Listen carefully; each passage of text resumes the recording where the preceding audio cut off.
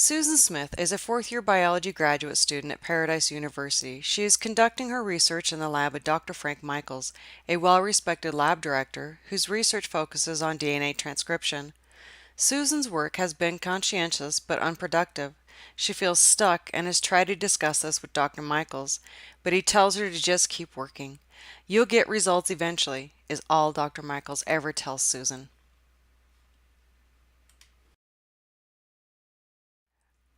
Recognizing that mentoring is of the utmost importance in the training of graduate students, the biology department at Paradise University has a policy that lab directors are to act as formal mentors for their trainees. Susan has therefore relied on Dr. Michaels and has not formed a personal relationship with anyone else in the department. She thinks that Dr. Michaels is not giving her the attention she needs because of his other activities.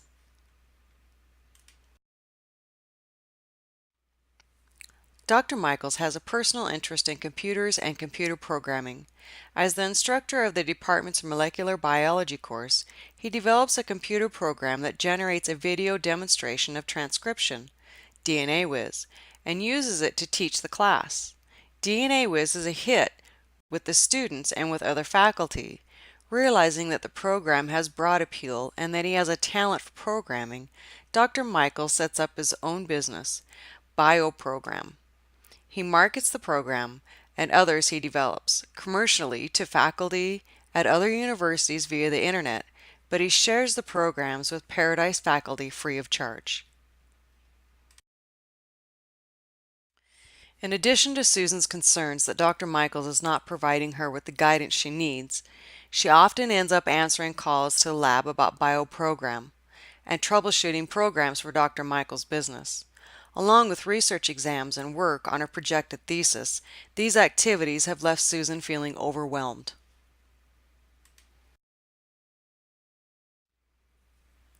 But she doesn't want to appear unwilling to help.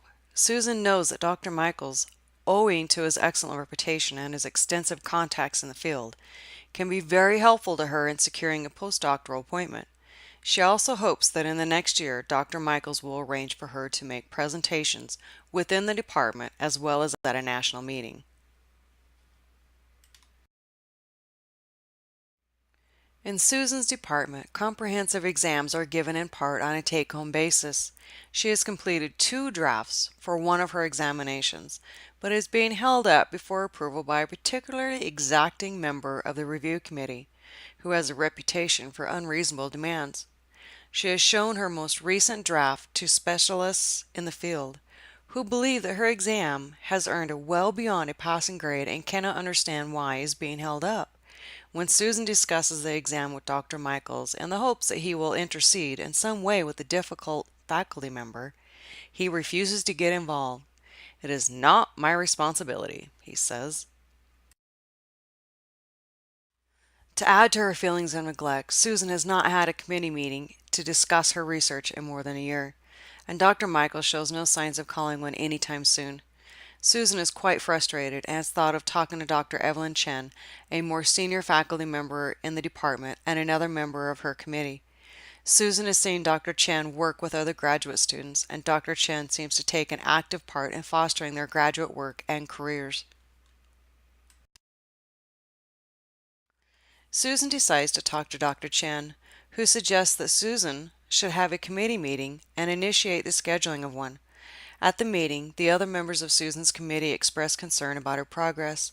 They believe that she is not likely to finish by the end of her 5th year, her expected completion date. Susan is upset because she believes that she was doing exactly what was asked of her by Dr. Michaels, assuming that her work would eventually lead to a thesis. Dr. Michaels points out to the committee that he never asked Susan to answer the phone or troubleshoot the programs, that Susan did those things by her own choice and in doing so drew time away from her thesis and exam work. Susan decides that even at this point in her graduate education, she is better off starting over in another lab. She asks Dr. Michaels for a letter of recommendation. He tells Susan that he cannot write a strong letter, but he would be willing to describe her accomplishments, the coursework she completed, her time in the lab, etc. Susan schedules an appointment with the dean to discuss her graduate student career and her timetable in working towards her degree. It appears early on that Dr. Michaels may have low expectations of Susan, or that he is, for other reasons, relatively passive with regard to Susan's progress. What is Susan's responsibility in this situation? A. Continue to work in the lab without taking further action in the hopes that the situation will change. B. Discuss the situation with appropriate individual or individuals appointed at the institution to review the matter and identify options for its resolution.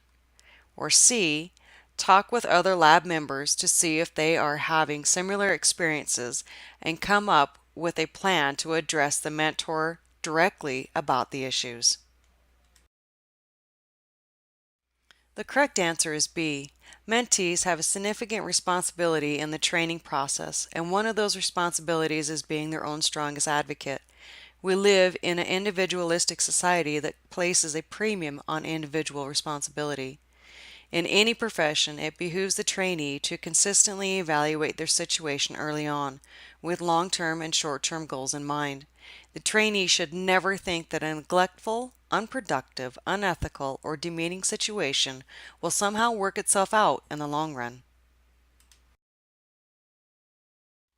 When difficult situations arise with the direct supervisor, the trainee should seek the counsel of a senior person in the department, someone who has a reputation of assisting more junior individuals in awkward or problematic circumstances, or perhaps to go to the ombudsperson's office at the institution to decide on a course of action. Difficult situations occur even in the best of training milieus. In many departments, the school's special committees have been developed to handle these circumstances, with the explicit understanding that students and postdocs can come to the committee without fear of confidentiality infringement or retribution. Some departments have gone so far as to create special funds that will support students or postdocs when the conclusion has been reached that it is in the best interest of the student and the department to move the trainee to another environment. However, it is still incumbent on the trainee to seek the assistance of the committee.